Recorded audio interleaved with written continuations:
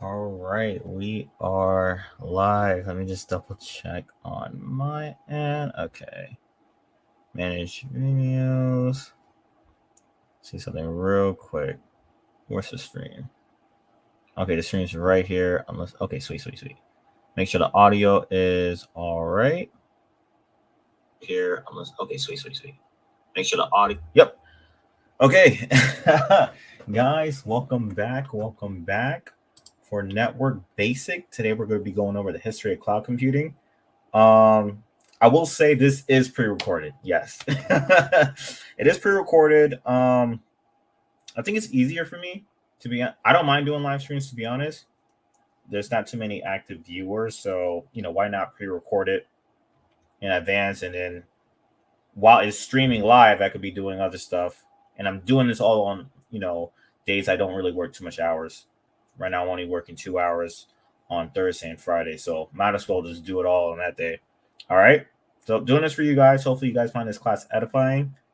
It's technically a live stream, so there's gonna be mistakes. There's gonna be errors. There's gonna be, people interrupting me. My, rubber bands might break. We just don't know. All right. We're gonna keep it authentic.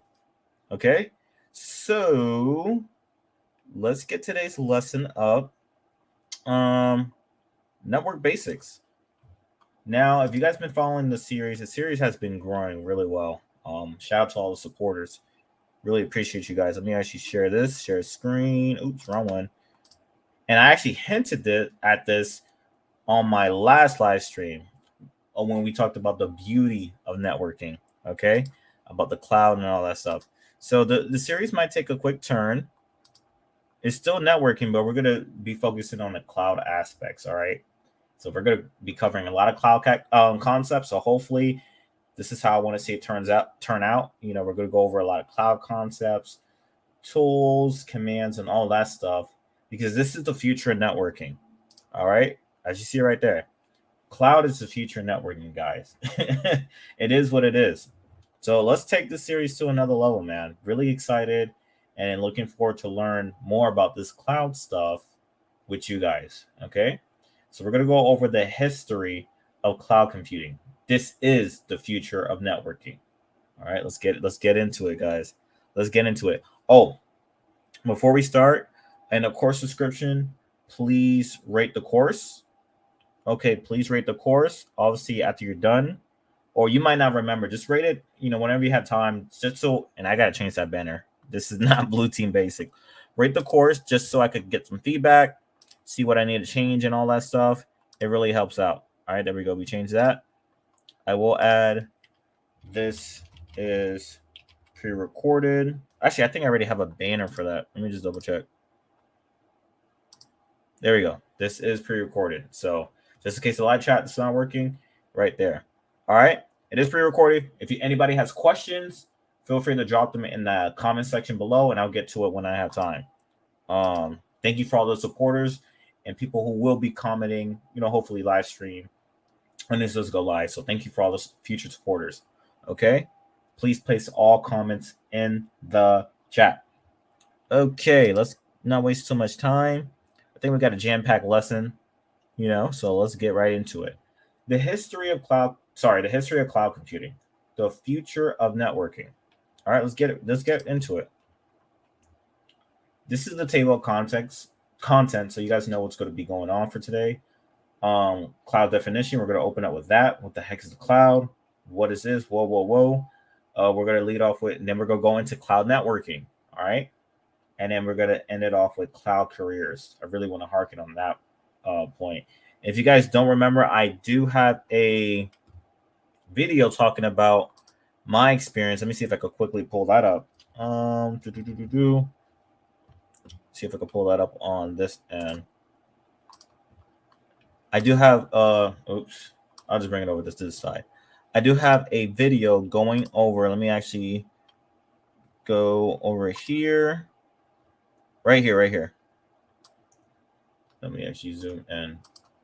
So this video right here. This goes over my experience with the AWS CCP, which is a cloud with certified cloud practitioner entry level exam. It's not too difficult. It's just a light exam. but it's going to give you, you know, some knowledge on AWS, one of the cloud vendors. Hopefully we talk about throughout the series. We got AWS, we got Azure, and we got GCP, which is Google. Okay. So, and not only do I talk about my exam experience and all the resources, I also talk about kickstarting your cloud career. And I link a lot of resources in that. So I'm not going to be going over it in this video. Go to that video. I'll drop it in the chat if you guys want more cloud resources. Where is it? Right here. Put that in chat. Cloud resources. Oops, I spelled that wrong. Cloud resources. Okay. Right there. Hopefully that hyperlinks. Yeah, it does. It looks like it does work. Okay, sweet. So we're off that. Let's get right into it. Cloud definition. What the heck is the cloud? Especially, you know, guys in Florida, it's been raining a lot. I just came back from a party last night. It was raining a little bit, but made it home safely. Had a great time. I'm running on like 3 hours of sleep right now. So probably when I'm done with this, I'm going to knock out. Get some studying in. Make sure the day's not wasted. Knock out. All right. So let's get into it. Cloud definition. Okay. What the heck is the cloud? The term cloud is one of today's most frequently used buzzword. Guys, everyone's talking about the cloud. Oh, get into the cloud. Top 10 cloud certs. Cloud is booming. All right. I got to detract. Speaking of cloud is booming, let me show you guys this. I did a video on this months ago. I'm going to see if I could. Yes, I got the article right here. Right here. Let me actually bring this one up. Keep in mind, I said cloud is booming. Check this out. The Pentagon splits $9 billion cloud contract among 4 companies. Now, I hinted at 3 out of the 4 companies earlier. You know, that's Google, Microsoft, Amazon, and then Oracle. So now the Pentagon is doing a $9 billion cloud contract to build its cloud computing network. Guys, it's here. We're here. Cloud is the future. I'm going into that buzzword, that buzzword. Cloud's the future, guys. Whether you believe it or not. So let's make sure we get our cloud skills up. We are aware of this because IT, you know, ever since being laid off and stuff like that, I realized IT is very competitive. You know, I'm in this market like you guys competing, and it's, you know, it's not working out. So we got to make sure we get our skills up and become so good they can't ignore you. Real talk. I'm telling you. So cloud's the future. Look at the trends, guys. Hop on the trends. All right, we're not on Windows 7 anymore. Get off that. Okay. Let's do we want to read on this article? So this it'll be completed within 5 years. Okay, 2028. And it looks like competition is intense to snap up big corporate and government cloud contract awards to build global computing networks where information is stored, shared, secure over the internet, and set a local computer system. Guys, I mentioned this in the last stream about the beauty of networking. Instead of putting data on a flash drive that could easily get stolen, I can misplace it could become damaged, etc. We're putting that crap in the cloud, which is just network. It's just a network. Okay, this is where we're going. And that's pretty much it with the article. All right, and it talks about why this deal is important and all that stuff. Okay, this is guys, this is interesting. This is literally at the time of the recording 4 or 5 months ago. Let's take it serious. All right, did I tell you this was live? So we're gonna have a lot of, you know, in and out and all that good stuff. It's all good. Okay, let's get back. What is cloud? The term cloud is one of today's most frequently used buzzwords. Whether you are talking about storage, computing, or security, people are always Am I going to mess up my reading today? Please, I don't know. Does my voice sound right? I was screaming a lot last night. We were turning up. Let's try that again. Referencing the cloud. But what is the reason behind using the term cloud computing? The term cloud refers to a symbol of an unknown domain. When network engineers were trying to understand what devices were on what network and how they intertwine with the internet, they needed a way to illustrate and visualize it. Unfortunately, they did not know every single detail when it comes to these networks, but needed a way to show that there was a network there, but were still unable to describe it. This is where the cloud symbol was born. And you see this on when you're practicing in Cisco Lab Packet Tracer, you're going to see that cloud symbol to refer as, internet. Okay. It's just the internet. So when you guys hear about cloud, they're just talking about the internet, talking about networks. And I like how I brought up network engineers, guys. Being around multiple network engineers, especially at my former employer, these guys are very smart, and it's the backbone of the cloud networks. That's why the network basis is going over this. We're going over to the cloud portion because this is the future. All right, and we're gonna go over the cloud history, decades ago, how it started. It's networks, bro. That's all it is. Okay, so that's what the term comes from, and that's the word meaning. Let's move on to the next slide. Prehistoric cloud computing. I stated earlier, the idea of cloud computing can date back to the 1950s and 60s. Again, I said decades in the past, prehistoric. However, the implementation of cloud started gaining some real traction when IBM launched its virtual machines in 1970s. Guys, if you don't know what a virtual machine is, I'm going to give you a quick demo right now. Put that in the back burner. Virtual machine. So as you can see, I have two here. These are hypervisors. I have my Windows 10 lab. And then I have my, let's open this bad boy up. This is my VMware. So that's virtual. I almost said parallel because I use Mac as well, and their version is parallel. This is VirtualBox, and this is VMware. And these are some labs I have right here. This is going into virtualization. So this is cloud territory. These are not, I don't have these devices physically on me. They're virtualized on my host. Okay. So for example, let's go to this one right here. John Strand PWC lab, which is pretty much, if you guys, I made mention of this in my ethical hacking class last week. This is a lab that comes pre-installed with tools and instructions to what? Get your skills up. I almost forgot the password. I do remember the password for this lab. Let's make it full screen. We're not going to be doing any crazy thing. I'm just going to show you guys a quick guide real quick. ADHD. I think that's the creds.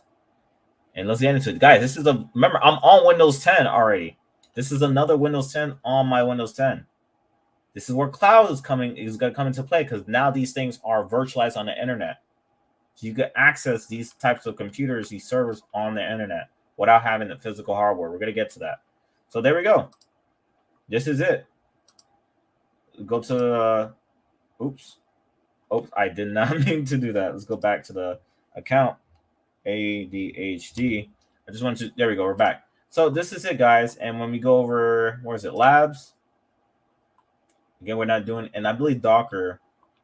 We're gonna be, hopefully we learn more about that in the future. I know a lot of cloud guys deal with that. Oh, am I even sharing screen, guys?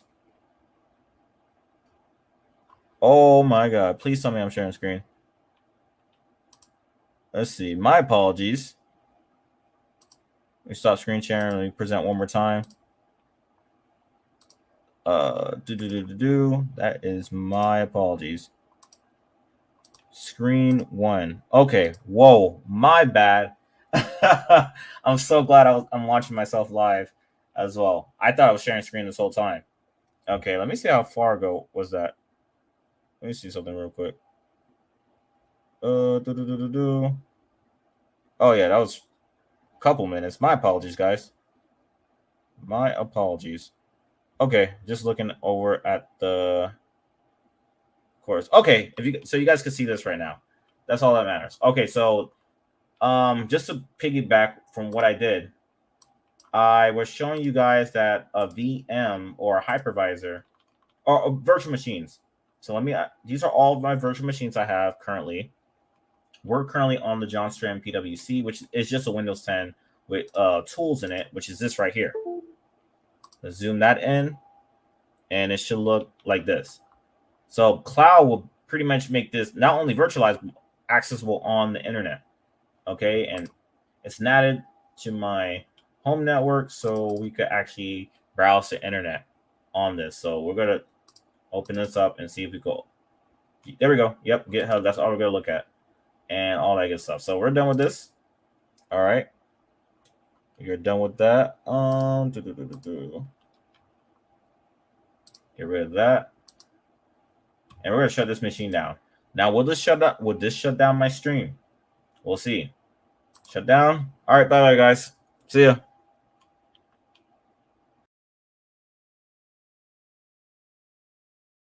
Playing. We're back. All right, we're back. It's virtualization.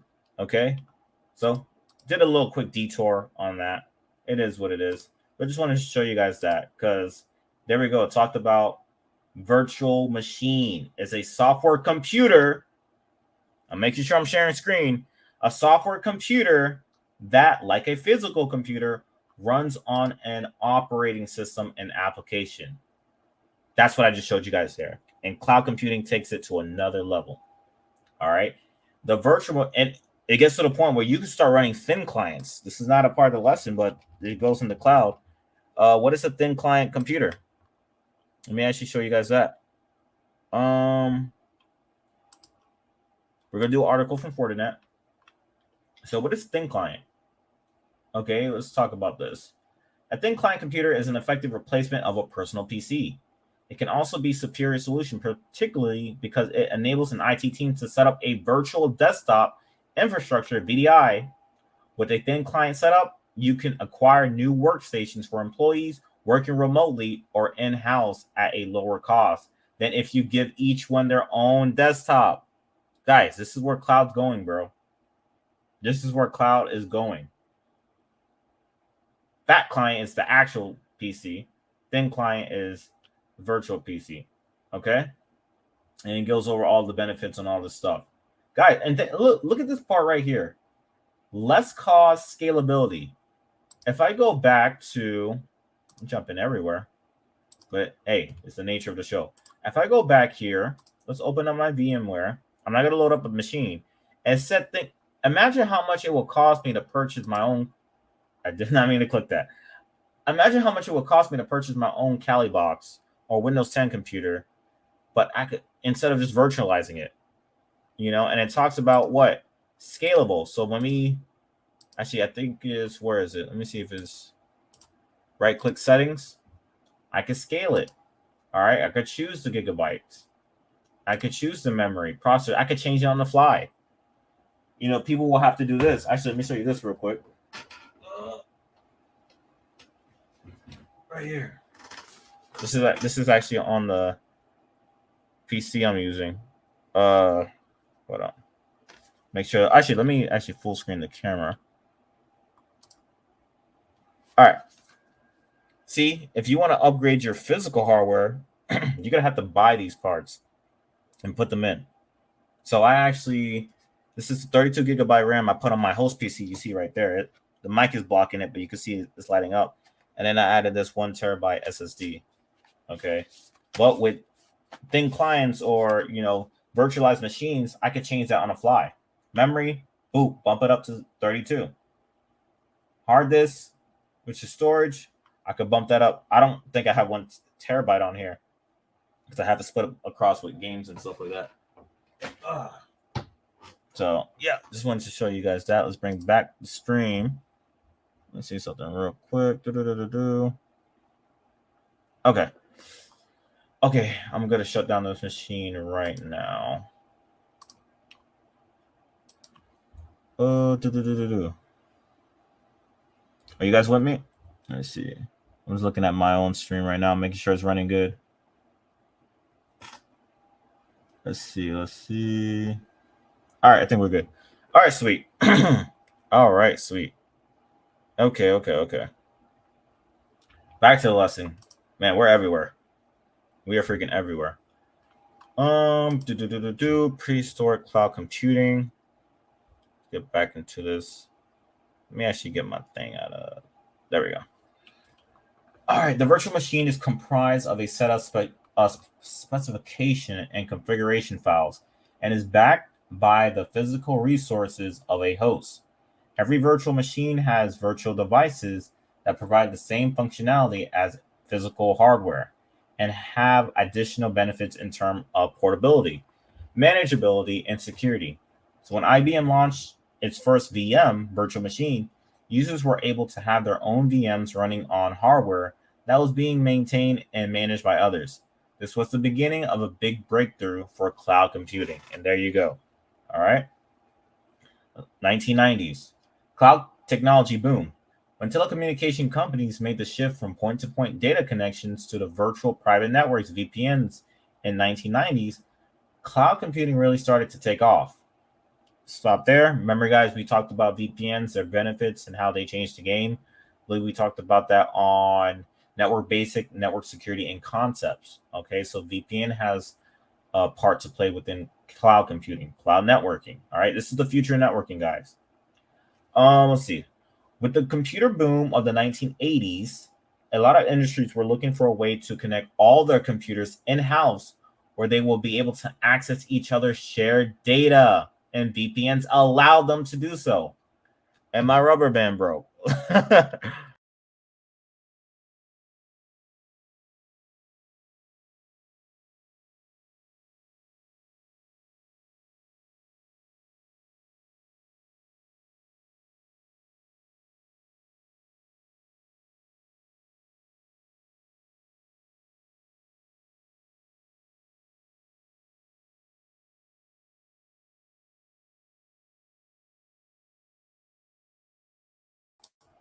I'm back. I think my audio was removed when I went back.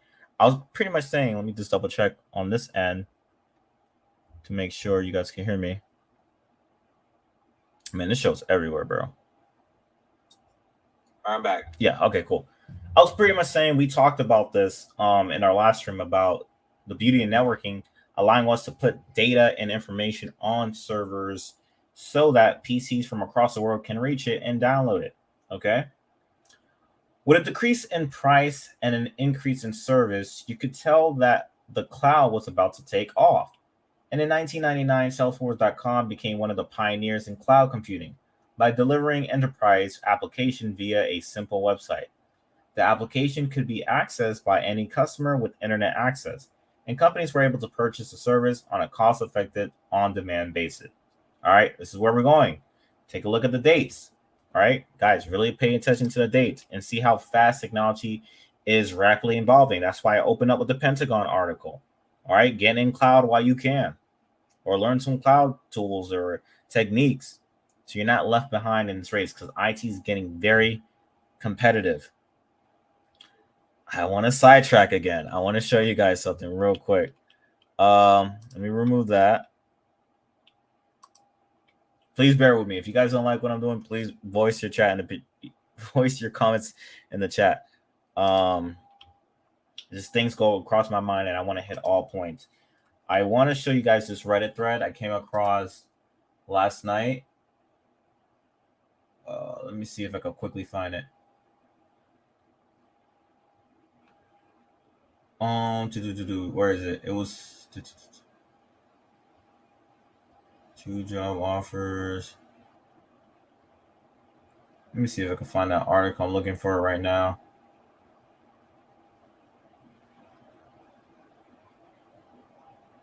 Actually, let me show you guys this article. There's another one I want to. Yes, this article right here. Found it. Okay, I'm gonna show you guys this real quick. We're everywhere. Cloud. All right. So I was reading this a couple weeks ago. Oh, sorry, a couple days ago. Disregard the title. We're gonna skip this. Oh, we'll just read his comment. But we're gonna talk about. I'm more interested in what the people talk about in the the actual thread. All right, let me know if you guys can see it or not. And well, this is pre-recorded. This bank. Actually, I'll just make sure you guys. Actually, no, that won't be. That won't be possible. Actually, here. Okay, there we go. This should be better. This bank and local area offer me 19 an hour for an application developer position in Southwest VA area. Should I accept and say they aren't changing? I need job. Sorry for his grammar. I need job to pay rent and all. As you know how hard it is to get a job in this period. I have information system web development degree from a four-year university. All right. I want to get to. They got some really good stuff here. Take it, get skills, get experience, move out, move up or out, repeat. All right. I want to see. I want to see. I want to see. That was a really good one. Those. And this market take literally anything, especially as a new grad. I'm technically a new grad, graduated 2 months ago, and I'm still struggling in this IT market. All right. Let me see.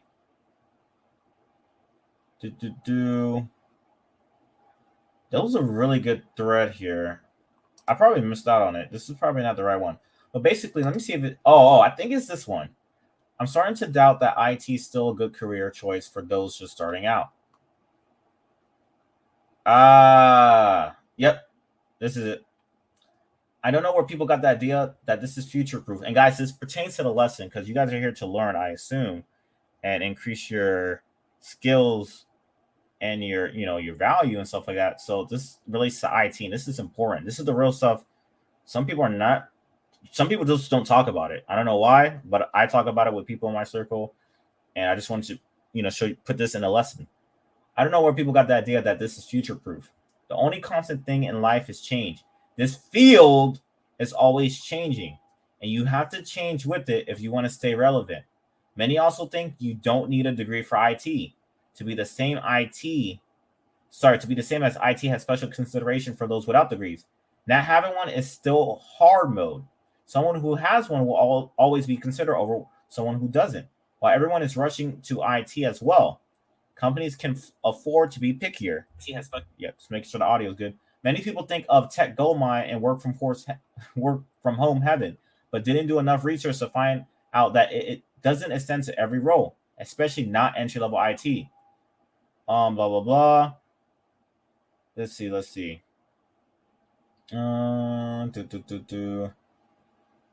IT is booming.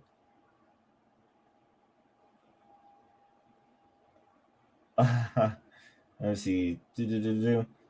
I'll drop these in the chat. But pretty much what I wanted to show with those resources is you're gonna have a lot of people trying to switch careers, new grads trying to jump into cloud security, and they're gonna realize, yo, this market is rough. This market is bad. What the heck is going on? And they're starting to doubt the IT field. All right, so this isn't for the weak. Competition is very, very rough, guys. Very rough. All right. So yeah, that's pretty much it. Let's get back to the lesson, man. We've been playing around too much. All right. Bring myself back on stage. There we go. Where did we leave off? I think we finished. Did we finish this? With a decrease in price and an increase in service, you could tell that the cloud was about to take off. In 1999, Salesforce.com became one of the pioneers in cloud computing by delivering enterprise application via a simple website. The applications could be accessed by any customer with internet access, and companies were able to purchase the service on a cost-effective, on-demand basis. Now, I got a buddy right now. He's studying for his Salesforce certification, and he works with Salesforce at his job. All right, so this is Salesforce.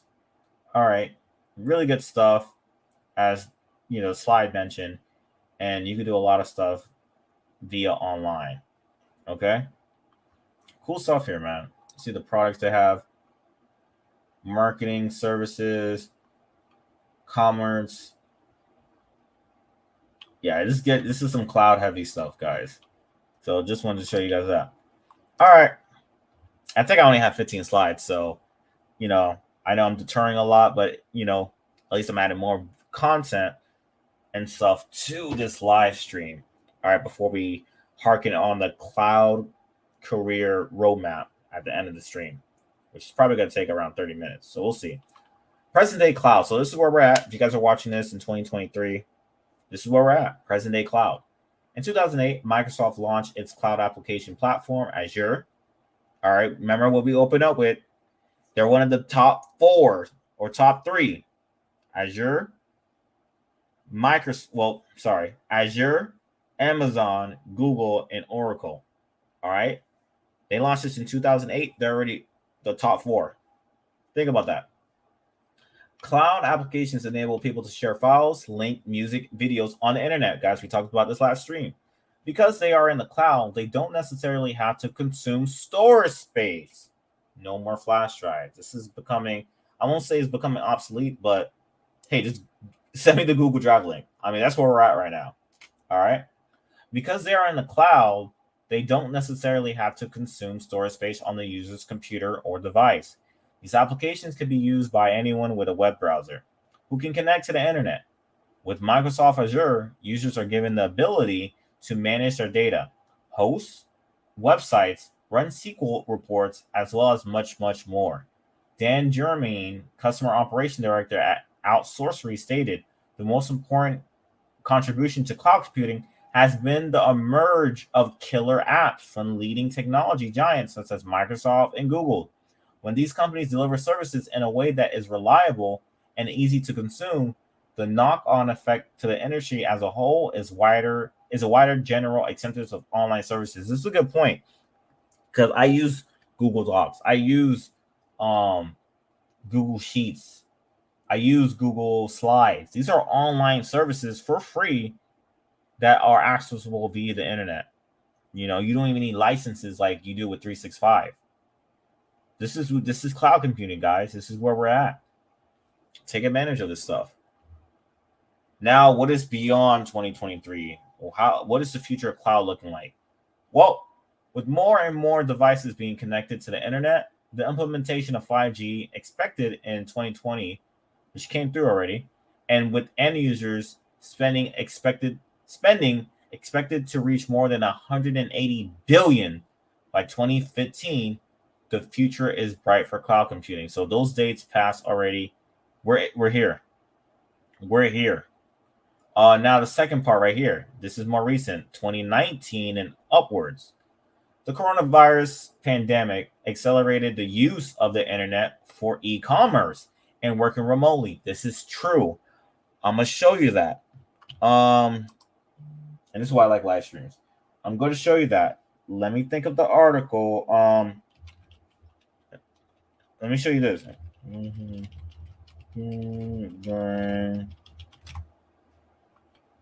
Right. Yep. Right here. Right here. Show you guys this real quick. Actually, I want to show you this one real quick. Keep in mind, I'm giving you guys facts.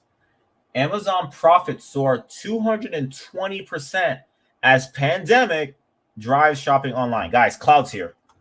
We're here. We're in the cloud, bro. All right. This is what I'm talking about. Let's go back to the slide just in case you forgot it. The virus pandemic accelerated the use of internet, for e-commerce and working remotely. This water I got right here, got it from Amazon. I didn't have to go to the store.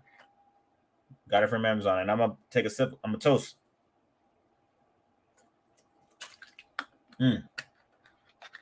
Some good stuff right here. We're here, guys. We're here. All right. Let's go back to that article. With the pandemic shifting sales online and consumers flush with stimulus checks, can't forget about that, Amazon on Thursday reported 108 billion in sales in the first 3 months of the year. Guys, we're done. We're done. I'm done. The future is cloud. This is where networking is going, guys. This is where networking is going. And then working remotely, I don't have to pull an article on that. We know work from home hashtag. It was trending. All this stuff. I want to pull up this article. Let me see. Not open laptop. Yeah. Oh, let me show you guys this. And this is for you remote worker guys, because I currently do remote work right here. That's my setup. All right. Do customer service at this moment. Looking forward to get back into IT pretty soon. We'll see how that goes. You work from home, people. You guys need to stop this. I'm gonna show you. This stuff right here, you guys need to stop. CEO says many of his remote workers did not open their laptops for a month, and only the rarest of full-time caregivers can be productive employees. You guys are crazy. So you guys are quiet quitting. You guys have a blessed opportunity from working from home. You don't have to worry about commuting. You don't have to worry about risking your life on the road. Because when you get on the road, you're risking your life. You don't know if you could go out that day. This is crazy, guys. And I don't have TikTok or social media, but I hear about you guys. Oh, remote work. I'm shopping on the clock. I'm in the pool party. I'm playing golf on the clock. Quiet quitting. And this is why you have all these layoffs going on. Because some of you guys are not productive. Not productive. And I have articles I can pull right now. But I'm not going to go there. Wow, man. You guys are crazy. You guys need to stop that right now. All right. Automated data governance software for dealing with growing number of internet laws and regulations seems a reasonable prediction for the future of cloud. So that's the future of cloud, guys. Now we're on to cloud networking. So we're done with that section. We got 2 more sections to go. Cloud networking, and then we're going to talk about cloud career paths. All right. Cloud networking. Businesses continue to be impacted by the cloud computing wave. Traditional networks with on-prem servers, routers, and switches can no longer compete with scalabilities, reliabilities, or security that cloud computing offers. This is super heavy. I remember when I used to work as a SOC analyst, we had this one client, their FortiGates were virtual. They were virtualized FortiGates. They weren't even, when I mean real, they weren't hardware devices. They weren't like real devices. They were virtualized FortiGates. A virtualized firewall. Sometimes when people think of firewalls, they think of, virtual device. Sometimes it is, but it's also a hardware device as well. Their 2 main FortiGates were virtualized. All right, so that's why I talked about servers, routers, and switches. Yes, there's virtual routers now. There's virtual switches, and they're out competing the hardware, the physical one. That's why cloud is booming, guys. For many public and private organizations, the services and customer experiences they deliver have moved to the cloud. This migration to the cloud has introduced a superfluity of terms and acronyms. And speaking of that, if you guys are familiar, when I used to work as a NOC tech last month, we had Cisco, one of the leading networking vendors right now. They launched their product called Cisco Meraki. Now, the cool thing about Cisco Meraki, it's an actual physical device, but you get access to the Meraki dashboard. So you can actually control, and I'm glad they're showing this right here. You can control, look up stuff, look at device that's attached to it. Let me see if it'll give me a quick demo. Let's play this real quick.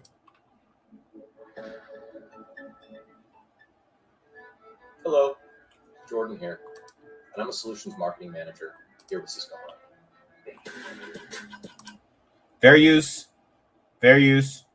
All right.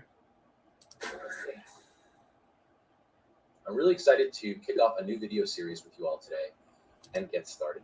All right, let's see. Having logged into the instant demo environment, you should be presented with a page that looks something like this. In this instance, we're looking at the Meraki San Francisco network, which is based in California. I'm coming to you here today in New Hampshire from my apartment, and I'm actually controlling and managing a real infrastructure here. Guys, that's cloud. That's cloud right there. That's literally cloud computing. I'm going to reverse it. He's in New Hampshire. The device is in San Francisco. But with Cisco Meraki, it gives you access to a web GUI cloud base where you can access the switch, look at the ports, make some configuration changes, reboot it. All from and this is different between puttying or I should say secure shelling into a regular, Cisco switch or router. You're in that black terminal. It's dark in there. But with Cisco Meraki, you have a GUI. which is cleaner for the eyes. And actually, I do have an article on Cisco Meraki from a year ago. I don't have it on me. But yeah, this is where we're at, man. This is where we're at. Play a little bit. And I'm actually controlling and managing a real infrastructure here. So this is Cloud Management Manifest. This is the Meraki dashboard, and this is where you're going to see all of the products come together in one single interface. On the left, you'll see the network management panel. So if you have more than one location distributed across a large area, you can manage all of those locations in one place. But when you're in a network, in this case, San Francisco, we can see our network-wide devices. In this case, we're looking at the clients within the network. We have 15 individual clients. We can also look at all the various Meraki products that we have managed on this particular network. In this instance, we have security and SD-WAN. All right, so that's all we're going to play on it. Just want to show you guys that example on that. Fair use, fair use. So yeah, that's an example, guys. Cloud. Okay, I don't really, we read the second part. When first learning about the world of cloud services, it's easy to get confused or even start using terms interchangeably that actually have different meanings.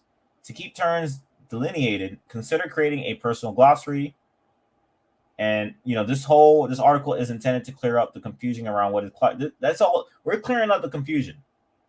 That's all that we're doing today. We're going over the history of cloud computing. This is that Pursenberry. Does anybody get that reference? Pursenberry. Let me show you guys that. So Pursenberry, I'm sorry, I'm a Pokemon nerd. This is a berry used to, let's go to oh my god. So Pursenberry is a berry used to get a Pokemon out of confusion. Guys, we're clearing up the confusion.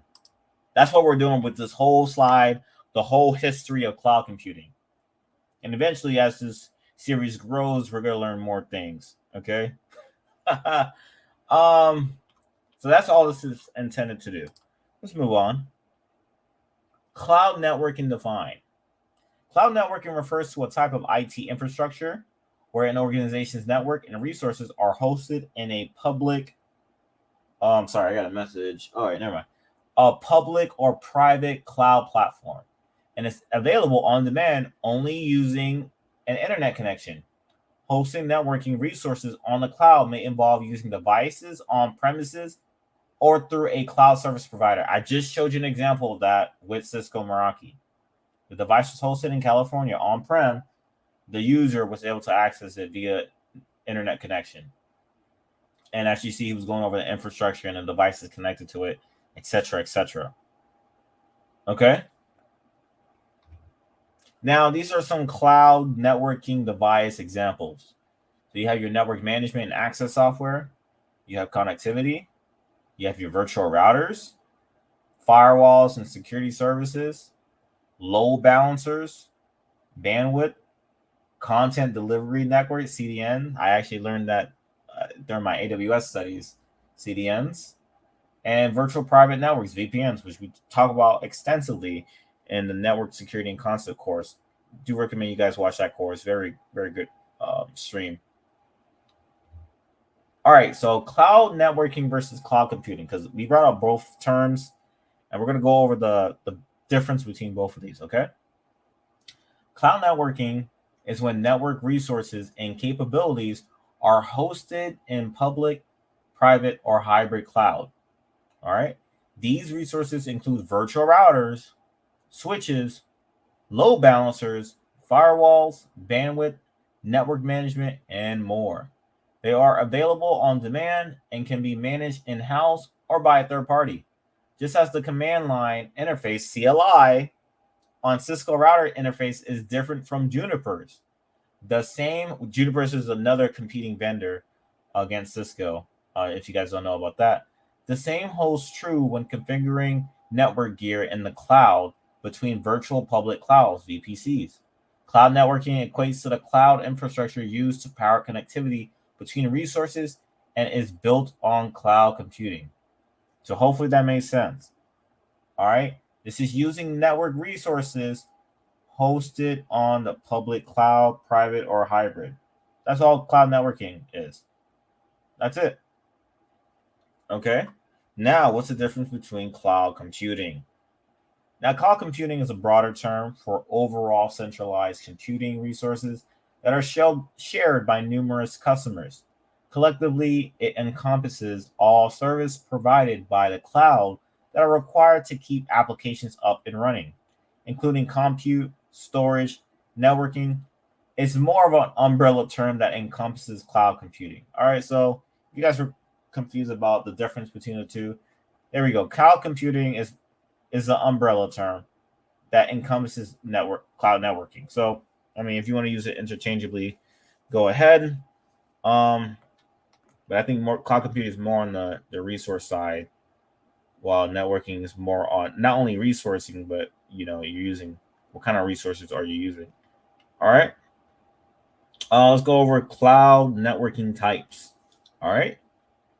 Cloud networking, an umbrella term, which we just went over, for a type of IT infrastructure that connects all variation of on-premises, edge, and cloud-based services. Multi-cloud networking, a type of cloud networking with advanced capabilities and integrated with public cloud providers, resulting in smoother accessibility across multiple clouds and on-premise environments.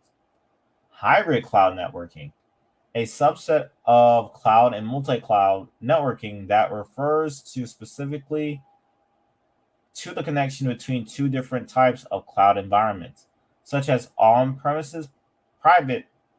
Well, I read that wrong. Such as on-premises private, hosted private, and public clouds. And then lastly, cloud networking and cloud-based networking, a type of cloud networking solution with their control plane hosted and delivered in public clouds instead of an on-premise device. So I went through a lot. Feel free to rewind that, do some extensive researching on these four networking types, but pretty self-explanatory. All right. Hybrid, multi-cloud, and cloud networking.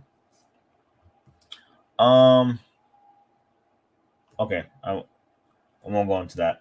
Guys, if you want to learn cloud resources, check out the first video I dropped in the chat, the live chat. That's gonna go over the resources I know of that can get you good into cloud. Very verified resources, guaranteed. Cloud as a service model. So this is something you're gonna learn when you're doing any cloud course, studying for your certifications. You're gonna hear about the PaaS, the SaaS, the FAS, the HaaS, the IaaS. All right, you're gonna hear about this stuff. So infrastructure as a service, IaaS, the cloud provider offers access to raw computing resources such as servers, storage, and networking. The customer is responsible for the platform and the application software. So they infrastructure, they give you the whole thing, the whole land. Shout out to living off the land. The whole land. Use what you can do with it. Do what you can do. Now the platform. I'm gonna see if I can get you guys some examples of this. I should just do it right now. Examples.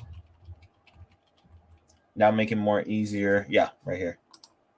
Get you guys some examples of each one of these. Right here, right here. Oh, we got some good ones here. Let me show you this one. Open image, new tab. Yep. And let me show you. Oh, yeah, I'll just show you this one. So, remember infrastructure as a service. So, there's the top four. I don't know if IBM Cloud, I think that Oracle was there. Whatever. AWS, Google Cloud Max. That's the infrastructure. All right. Here's the infrastructure. Do what you want on it. You haven't talked about platform or SaaS. So we're going to get to that real quick before we go into that. Platform as a service, a development environment that supports the lifecycle of application building, managing, testing, and deployment. Third-party service providers or enterprise clients manage the servers and storage and networks. PaaS eliminates the need for business to build dedicated platforms. So the platform's already built. All right, now you're just focusing on the application portion. Okay. And let's go back to those examples. There you go. Google App Engine, Red Hat OpenShift, Heroku, all that stuff. So you have the platform ready, or the infrastructure is there already. Now you can just focus on building out that platform. Okay. Lastly, actually, there's two more, but I want to go in order. Software as a service. Software uses via the cloud that may or may not be installed on local computer. SaaS applications reside on the cloud network, and users can store, analyze data, and collaborate on projects through applications. So this one should click in the mind. Let's show you some examples. There's Dropbox, DocuSign, Jira, HubSpot. These are already developed applications with their own infrastructure that we just use for our own doing YouTube, PowerPoint, Google Slide, all this stuff. Okay. Let's see. And these other two, they're not part of the big three, but we're gonna talk about them. Function as a service. FaaS, FaaS services functions hosted in the cloud. Example, AWS, Azure Function, and Google Function, and Oracle. There's Oracle, Cloud Function. What's in about these services is that they cost nothing when not running. All right, so these are serviceless functions. If I'm not mistaken, I believe AWS, if I'm going off my last mind, they have something called, what is it, Lambda, which is let me actually show you. This is something I remember from my AWS CCP. Guys, it's not difficult. You can knock it out within a week. Get rid of that. There we go, Lambda, a services event-driven computing service that lets you run code for virtually any type of application or backend service without provisioning or managing servers. So, surprised I remember that. Good example. And hardware as a service. The user leases equipment under a service level agreement, SLA. At the end of the leasing period, the leasee may have the option to purchase it for a fee or send it back. All right. Renting hardware. Self-explanatory. Cloud network benefits. I believe this is the last slide before we go into our last part of the lesson. And we got some good time to spare, so that's good. Cloud networking benefits. Applications can be rolled out much more rapidly as servers are readily available.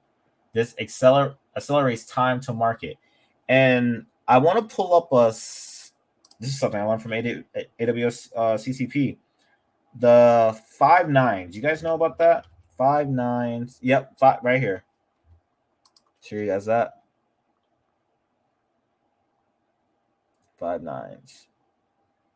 Let me actually get Amazon's 5 9 right here. Pretty old article. Okay. 5 nines. So 5 nines go into. Actually, I shouldn't have read out this article. Let me actually. There we go. The accepted availability standard for emergency response system is 99.999% or 5 nines, or about 5 minutes and 15 seconds of downtime per year. That's their SLA, and I believe they get in trouble if they don't reach that. So it behooves them to make sure they keep the 5 nines.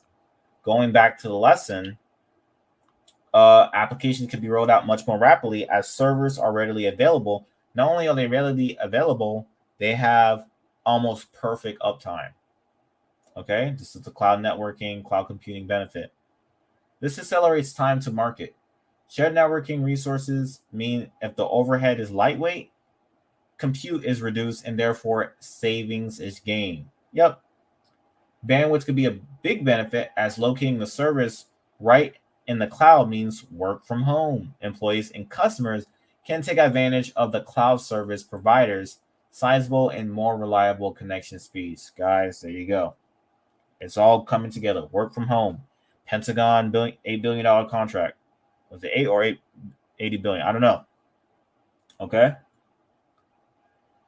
Bandwidth, guys. Resilience in the cloud is first rate. What NetOps team want to worry about? The server failing. Okay, I should have brought up 5 9 in that aspect, but I'll give you guys a quick introduction. Infrastructure as a service providers have built in a fault tolerance. Okay, Tools for automating, customizing, and virtualizing network resources to aid an application are generally first rate. I believe I had an example about Jenkins, which I do have on one of my VMs. I don't feel like loading it up because I got to turn on the other one and then remote it. But Jenkins, let me just show you guys what that is. Jenkins is an open source automation server. It helps automate the parts of software development related to the building, testing, deploying, facilitating continuous integration, and continuous delivery. It is a server-based system that runs in serverless containers such as Apache Tomcat. All right. So there's Jenkins. So the cloud is big. There's so many tools that there's like so many tools within the cloud. Like I would like to learn, and we should all really look into. It's just crazy, and you see why. We're going to talk about it. Why these cloud engineers make the salary they have, why they have the job security they have. They're talented. They know stuff that we just don't know because they train and study. Okay. Lastly, less physical hardware to manage at smallest remote offices means things like routing and firewalls can be provisioned in the cloud. We talked about that a couple slides ago. Virtual firewalls, virtual routers. And again, less actual hardware. Everything's in the cloud. So we don't have to be worrying about cables and all this stuff. All is in the cloud. Now, don't get it confused. Okay, it's all in the cloud. We don't need you still need on-prem. You still need these servers. These servers still need to be hosted somewhere. Actually, let me see if I could get that. On-prem servers. See if I can pull that up real quick. Show you guys this real quick. Oh, where did the article go? Okay, it's over here. Interesting. So hopefully you guys can see that.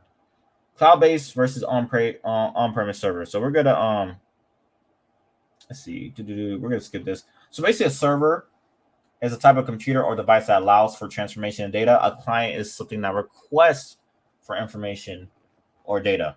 Okay, and it actually gives an example right here. So that's pretty cool. So an on-prem server, premise server is a physical on-site server that a company must manage and maintain individually. So how does that differ from a cloud-based server? A cloud-based server is a virtual server hosted through cloud computing. Now that you know the two main options, it's time to decide which server is set for you. So on-prem is going to cost because the company is maintaining it. So you're going to need some, guys to make sure the heating's all right, all that jazz and stuff. The security, no one's accessing your servers and stuff like that. Scalability, all that stuff. Now, this is where it comes into play with cloud-based. Sorry for that. With cloud-based, you're renting it pretty much. You don't have to worry about the security or the uptime and stuff like that, or the location, or you're renting it. That's the difference. They're both. If there's no on-prem devices, cloud is gone. Cloud is based off on-prem servers. If you guys didn't know that, if they're gone, the whole thing is gone. It's being based off something. Let's see. And speaking of that, let me actually show you AWS pricing model. Let's see. They have it on here. There we go. So this is their pricing model. So it looks like they charge by the hours on a certain machine. EC2, pretty much a virtual machine. 12 months free, charged by the hour. Some charged by gigabytes. I don't know. There's an article I wanted. Let me see this one. There we go. Pay as you go. Pay less by using more. So these are the pricing models. Again, it's the service. You're purchasing services. You're not purchasing products. You're purchasing services. And let me actually go on to pay as you go. Underutilization. Yeah, so you pay what you use, pretty much. I don't want to go too deep into it because they got a lot of pricing models, but you pay what you use when it comes to cloud. Okay. I think that's it on that. So there we go. So now we're on the last section. We got 30 minutes left before the stream ends. So we're going to use it all on cloud careers. Now, didn't feel like writing or putting all the stuff, so I'm just going to go based off the article. Let me actually paste this like that. Actually, I don't want to lose the slide, so cancel this. And we're going to open this article. Please don't tell me the website's down, because that will suck. Hold on. Let me paste it over here. Is the website down? No way.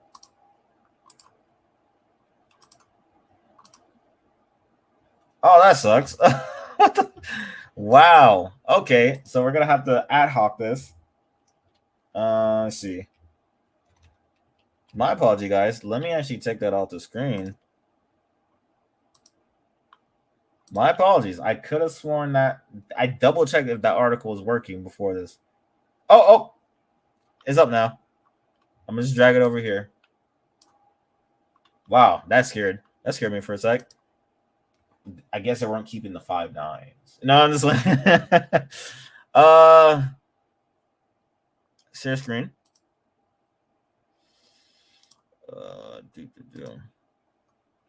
Gosh, these braces, man.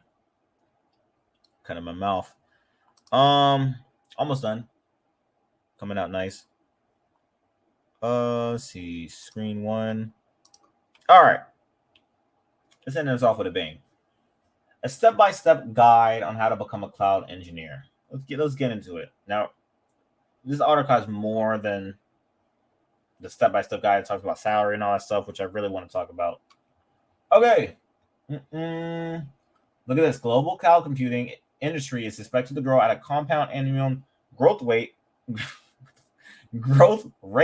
of 16.3% from USD 445.3 billion in 2021 to 947.3 billion in 2026. 7 out of 10 organizations using cloud services intend to increase their expenditure. Guys, get in when you can. Get in while you can. There's a reason I brought up the Reddit articles earlier. Dude, it's hard to get into IT now. It's pretty much a luxury. Don't think your little degree could guarantee you a job. Bro, it's come on. You need more than that. You need way more than that. You need practical skills. I'm pretty sure your degree did not teach you how to do basic cloud computing stuff. It's not a shot, but this is reality. Let's see. This presents a fantastic opportunity for cloud engineers. With the increased adoption of cloud computing, companies will seek cloud computing expertise, offering the highest salaries in the industry. So let's get it. What is a cloud engineer? Guys, if you don't know what the definition of engineer is, pretty much a builder. So you're a cloud builder. All right. Shout out to AWS builder. A cloud engineer builds and maintains cloud infrastructure. You might have wondered who maintains your cloud technology behind your Google backups or Dropbox files. We talked about those earlier in the slides. The answer is cloud engineers. A cloud engineer is a superhero working behind the scenes to keep it all running. I keep telling you guys, don't let anybody put you down for working in IT. You guys are needful in this society when it comes to these virtual infrastructures. So keep it up, man. Shout out to all the professionals. In other words, a cloud engineer builds and maintains a cloud infrastructure in any big data project. These include tasks such as design, maintenance, monitoring, and the deployment of cloud system. Cloud engineers can have several roles, including cloud architecting, design cloud solution, development, coding for cloud development, and administration, working with cloud networks. So we're going to read. These are some job titles you're going to be seeing a lot. Cloud dev, support engineer, cloud architect, sysop admin, data engineer, solution architect. I believe AWS has a cert titled that Cloud Security Engineer. That'll be a great title for me.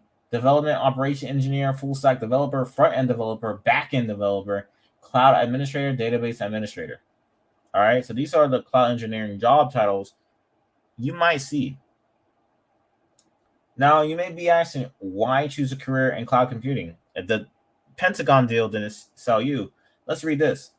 A simple LinkedIn job search for cloud engineers shows 319,000 active jobs worldwide. All right, and you can see they got the evidence right there. I didn't even notice that. This shows a career in cloud engineering is a profitable one. Businesses worldwide rely on people with significant expertise and experience with cloud technology for effective cloud migration. In addition, startups and established companies are looking for cloud-based solutions more than ever. Thus, the number of job opportunities is increasing with increased adoption of cloud application. Now, the article mentioned something heavy. It mentioned cloud-based solution more than ever. I'm going to show you guys this real quick. AWS Skill Builder. Oh, no, that's not what I want. AWS Cloud Quest. Show you guys this real quick. So Cloud Quest, that is not what I want. AWS Cloud Quest game. Click this. Hopefully this is the right one. There we go. So if you guys, this launched last year in March, right when I was studying for my AWS CCP. Now, if you guys don't know what Cloud Quest is, oh no, this is Industry Quest. Hold on. Okay, Cloud Quest is right here. Okay. I'm looking for the article. I'm just going to open up this. Actually, I'm going to open up this one. And we might watch a YouTube video on it. So what is Cloud Quest? AWS Cloud Quest is an open world role-playing game that teaches you how to create AWS solutions using cloud concepts and exercise based on real life. It helps you learn the we're going to skip that, of modern cloud technologies and have fun at the same time. The Cloud Quest features 12 real-life scenarios, assignments which prepare and train you to become an AWS cloud practitioner at absolutely no cost. This free game targets audiences that are new to cloud computing and people who want to learn the basic of AWS. So it's free. I'll drop it in the I don't think I have the link to it here. It's free. It's on Skill Builder. Look it up, guys. Actually, I think this is the link. This is open as a new tab. Double check. I don't know if that's real or not. But let's watch a quick YouTube video on it. Open this in private window. Fair use.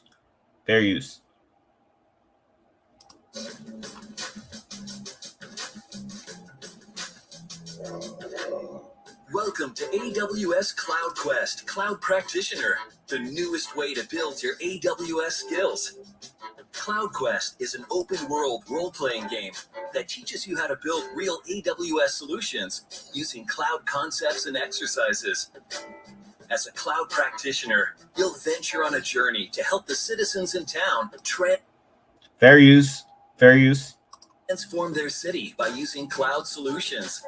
You can take your technical training to the next level by turning business problems into technical solutions through puzzles, simulations, and hands-on labs.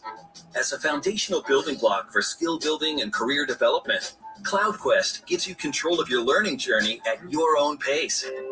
With tons of customizations, unique assignments, and game modes, Cloud Quest is a continuous learning experience. All right, I think that's enough. So it's a video game.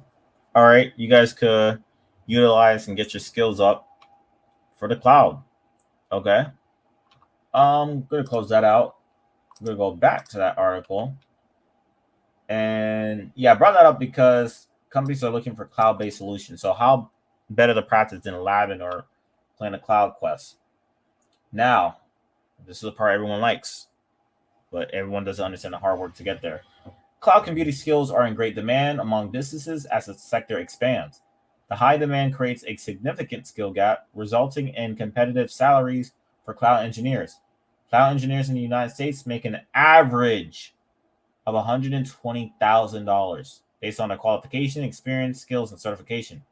The salaries of cloud computing professionals increase as per their expertise level. That dude, and that's updated as of September 14, 2022. That's an average. Okay. Man, I just got a bad news. Looks like plane crash happened. So, yeah, sorry about that. Did I mention this is a live show? So, peace to the families. Let me see if American Airlines workers dies after crash with JetBrain. Wow. Guys, life is short. The days of men are short on this earth. Okay, so make sure you give it your all. Spend some time with your family. Don't make job your whole life. I guarantee when you're on your deathbed, you're not gonna say, you know what, I regret putting in more hours at work. I regret doing overtime. No, you're probably gonna regret spending more time with your family, going outside, doing some other stuff. So don't get me wrong, career's important. All right. And I'm a sidebar. This is a video I wanted to do a topic on, but we're just gonna ad hoc it. Maslow hierarchy of needs. We're gonna ad hoc this. Let's do this one. Let me see if I can open up image in a new tab. There we go. We're gonna talk about this real quick. I love the Maslow hierarchy of need because it's realistic. So we start at the bottom of the pyramid and we're going up. So basic needs, physiological needs, your body needs food, water, warmth, rest. Pretty sure if you have internet and you're watching the stream, you got that covered. Okay? That's basic needs. And to afford those basic needs, you're gonna need a job. All right? That's where your career comes into play. That's why it behooves you to, make sure you're putting in a lot of work to get a fruitful career. Because stuff like cloud, and that doesn't come easy, guys. That 120K salary, it does not come easy. You better have some skills. You better have some expertise. You're pretty much convincing an employer to pay you for your services. What can you offer them that's worth $120,000 a year? Once you get that fixed, you go get the basic needs, or vice versa. You have the basic needs. Okay, safety needs, security, safety. You can focus on, locking doors, all that stuff. Okay, you got that down, but you need a career to really invest in all this stuff. Think about it. Food. With a good career, you can purchase good food. All right. Water. You could purchase good water instead of drinking that tap. Warmth. Or you could get a sweater. Rest. Make sure you're sleeping in a great cottage or building. Safety, security needs, that could go into, firearms, all that stuff. I'm not going to talk about that. Now, once you got your career set up, you got your physical body and shelter set up, you can focus on belongingness and love and needs. So intimate relationship, friends. Because when you're grinding, when you're going monk mode, all right, grinding, leveling up your career, you're away from this stuff. You're just focusing on yourself. When you get to that part where you land in you're in your career, you're killing it. Now you can focus on, all right, intimate relationship, friends. All right, I'm going to seek a wife now. I'm going to start a family now.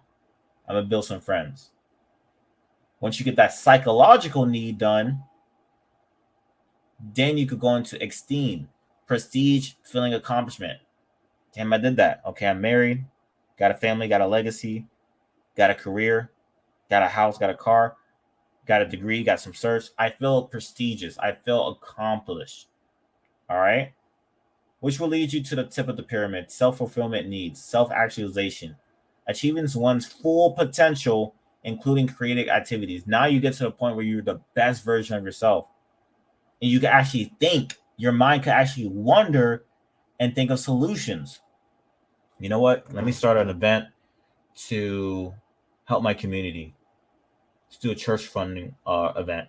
well, let me start this business or do this and that. But you can't get to this point where you understand yourself and you could think of creative activities to help yourself and your people if you don't have the basic necessities.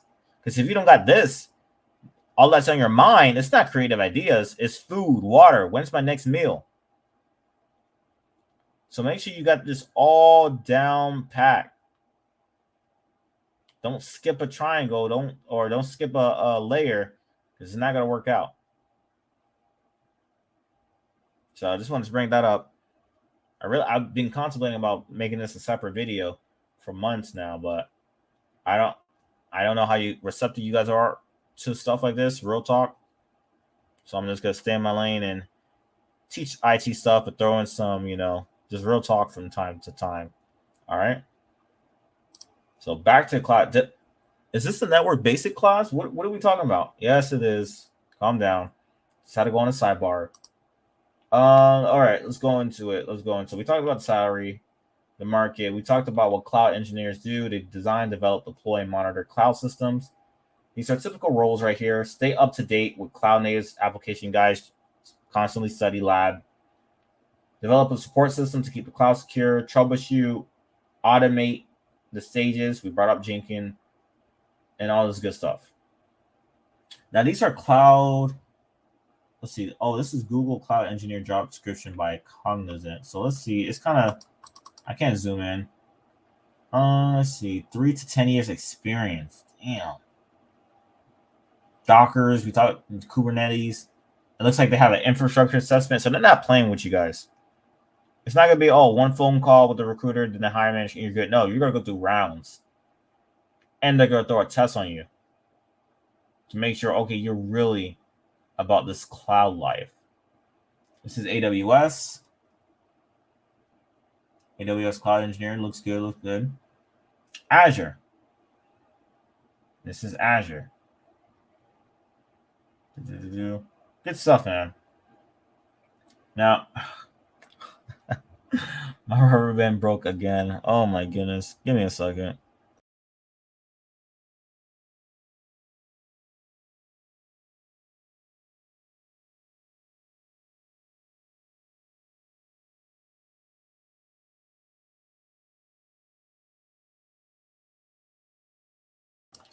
I'm back. Oh man, I can't wait to get these off, man. I can't wait. I had them for like 2 years. Well worth the investment, I would say. Okay. So these are cloud engineering salaries. We talked about that already. USA 113. Gosh, I'm getting messages live. And all this good stuff. Let's see. Now, cloud engineers skills. So this is where I want to harken on before we close out in 13 minutes. And this is what I want the course to go into. Let's talk about these skills, guys. Let's talk about Linux, networking, security and recovery, virtualization, web service and API, storage, programming skills, all that stuff. People think cloud and they think I'm going to get a little cert. I'm going to get my Azure cert. I'm going to get my AWS solution architect. And that's not how it works. You're going to need skills. All right. Networking, Linux, storage, all this good stuff. Programming skills to be a successful cloud engineer. You must learn programming to design, deploy, and manage cloud applications quickly. Some of the programming language you must be proficient with are Python, SQL. What is Python used for? Used to create, analyze, and organize large amount of data. SQL used to store, process, and manipulate data. ASP.NET, never heard of that one. Provide dynamic web page and solutions across web browsers. PHP, used to automate websites. I believe when I was doing some ethical hacking stuff, if I'm not mistaken, PHP, that's a programming language used for, as I mentioned, automated websites, especially Apache's type of website, Apache service. XML, used for data description. Linux, man, we gotta do a video on Linux, guys. Man, I'm so hyped. Speaking of Linux, I want to show you guys this real quick. Let me go to my Notion. I'm running out of space on my Notion. So I actually gotta buy more. So we got this right here. And I'm actually trying to get my cloud skills up. Right here, Linux. So we got this book right here. Shout out to GPS. She mentioned it. So, hey, talk about it, be about it. So after the stream's over, try to get a couple pages in of this book. Make sure my Linux skills are good. And this is from an experienced person. All right. So you guys could buy this book on Amazon or the website, so on and so on. All right. Back to close that out. Here. Linux, the most essential step is to familiar yourself with Linux servers. If you want to be a cloud engineer or architect, you need to have basic grasp of the Linux operating system, which is used for cloud development. This may be as easy as installing a virtual machine with VirtualBox or creating a VM on the cloud, installing various applications, and performing load analysis are examples of more complex command. Guys, it's telling you how it works. I think I have a Linux box on my VM. I believe it is Academy. I think this is a Linux box. There we go. Debian G Linux right here. This is an example, guys, of labbing and practicing with Linux. So there you go. It's doing this little thing. I believe it was root TCM. It's running IPA. As you can see, IP space A. As you can see, we don't have an address. Do a DH client. Launch the DHCP protocol. Give it some time. So now we're requesting for an IP address. So do IP again. And look, we have an IP address 192.168.109.134. This is a little tip right there. Let's close this machine down. All right. Networking. Guys, I have the networking course. Actually, we're in it right now. If you guys see, especially the first couple episodes, we went over network basics. Now we're taking the course to a new level. We're in the cloud now. All right. So we're going to learn hopefully learn all these skills and research more about these tools that cloud engineers use as well. So networking knowledge is crucial for cloud engineers to understand how the internet works and meet users' demand by building automatic adjustment procedures. Networking skills also help them to meet network management objectives and enhance network responsiveness. Thus, it is essential to learn network fundamentals for cloud-centric roles. Okay.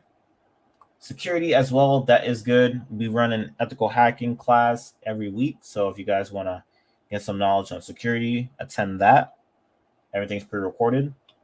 Web services and API, virtualization, cloud service providers, and lastly, cloud engineer certification. So you have your AWS solution architect, Microsoft Azure, AWS SysOps, all this good stuff.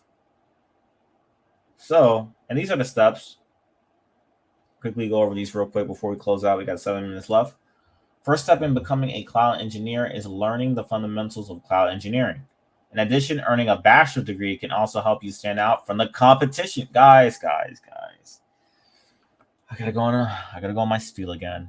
I gotta go on it. It's competitive out here, man. Especially in IT, extremely competitive. Now, I'm not saying get a degree, but if you can, actually, if you want to kill 2 birds, 1 stone, you want to get a degree and certs, check this out. WGU has a degree. Oh, do I have? I just realized I have my freaking pants right there. Whoa. Wait a minute. Okay. Sorry about that. Right here. So WGU has a cloud computing degree. Not gonna lie, I really wanted to take this. I wanted to quit my information technology management degree and take this degree, but I'm glad I didn't. Shout out to my mentor, former mentor, Thomas Shepard, man. Appreciate it, bro. So you kept me on track. Now I can get these certs outside of the degree. So it looks like this degree has 16 certifications. 16. So not only are you getting a degree, you're getting certs. And look at this Linux fundament. Dude, come on. This is some good stuff. Man. Look at the tracks. So you get the cloud, which is a mixture of AWS Azure. You get strictly Azure, strictly AWS. Man, this is some good looking stuff. Actually, oh, whoa, what is this? I'll drop this in the chat for you guys. If you want a degree and cloud certs at the same time. And dude, the WG is very affordable. So this is, I mean, it's a win-win. I don't understand. Oh, these are the certs right here. A plus, Cloud, Net Plus. Oh, speaking of Cloud Plus, shout out to. Wait, I'm not going to bother with that. Interesting. Yeah, look at these certs, bro. And 24,000 for 3 years.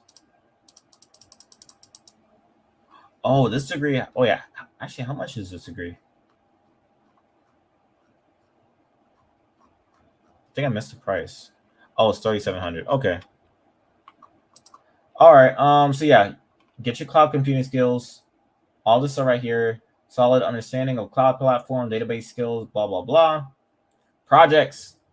There's a lot of cloud projects you can find online. You have the Cloud Resume Challenge by Forrest Brazil. I'll drop this in the chat as well. I actually have both of his book, the 2022 version and the old one. So you have the Cloud Resume Challenge. Dang, bank clerk to associate cloud engineer in 3 months. Jeez, what a beast. So those are projects and a portfolio. Guys, make a portfolio to show your competency and your accomplishments. Okay, it goes back to that pyramid. Remember, accomplishments, prestige. And it gives you some project ideas. Oh, internships. I didn't realize there were cloud internships. That's interesting. And then prepare for interviews. So you want to make sure you know your stuff. You didn't just pass a cert. And some of you dudes are just dumping. Some of you dudes are dumping for certs, man. Let me talk about that real quick. Cert dumping. Look at this. I'm not promoting this, by the way. I'm against this stuff. But I'm just want to click I'm going to click an article and see how the community talks about it.